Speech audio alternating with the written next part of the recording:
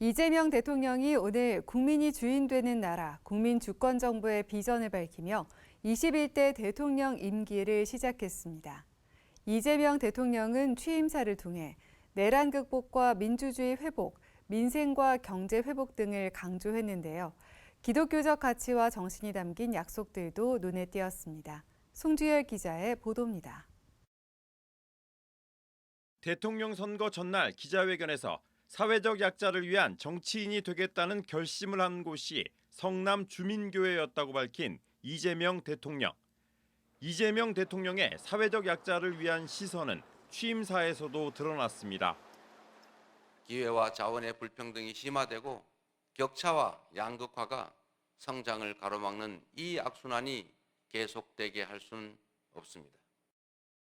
이재명 대통령은 또 국민의 생명과 안전이 최우선시 되고 모든 국민의 기본적 삶이 보장되는 나라를 위해 힘쓰겠다고 약속했습니다.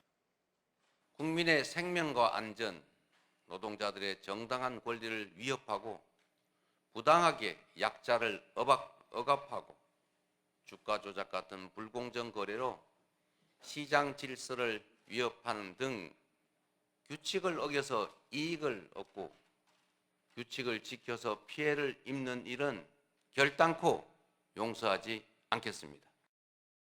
한국기독교교회협의회와 한국기독교공공정책협의회 등 개신교계가 대통령 후보들에게 제안했던 생명 존중과 안전사회를 위한 정책 요청에 대한 응답으로 풀이됩니다. 실제로 이재명 대통령은 선거운동 기간 유일하게 기독교 공약을 제시했는데 지역사회에서 봉사활동을 하는 종교시설에 에너지 비용을 지원하는 방안과 생명 존중의 날 기념일 지정 추진, 기후위기 대응을 위한 종교계 활동 적극 협력 등을 약속한 바 있습니다. 이재명 대통령이 퇴보한 남북관계 회복을 위해 대화와 소통 창구를 열겠다고 한 점도 고무적입니다. 분단과 전쟁의 상처를 치유하고 평화, 번영의 미래를 설계하겠습니다.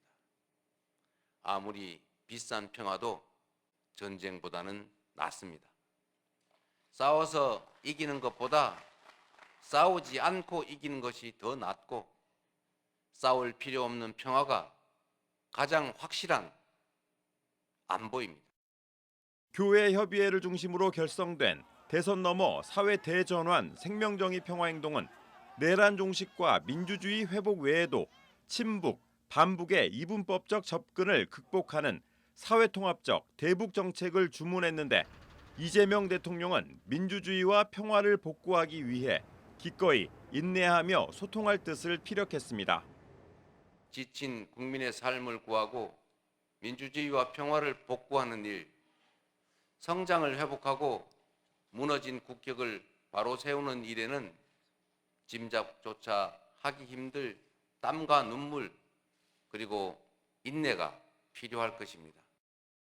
이 밖에도 대선 과정에서 지지해준 국민뿐 아니라 지지하지 않는 국민들까지 아우르는 국민 모두의 대통령으로 이념적 간극을 좁히고 국민 통합에 힘써달라는 한국교회 총연합을 비롯한 기독교계의 요청에도 응답했습니다. 이번 대선에서 누구를 지지했든 크게 통합하라는 대통령의 또 다른 의미에 따라 모든 국민을 아우르고 섬기는 모두의 대통령이 되겠습니다. 이재명 대통령은 취임 선서를 마친 뒤에는 12.3 내란 사태 당시 국회 침탈을 막아선 방호 직원들과 혼란을 정리해준 국회 청소 노동자들을 찾아 감사 인사를 전했습니다. 자, 사랑합니다. 손가락 으로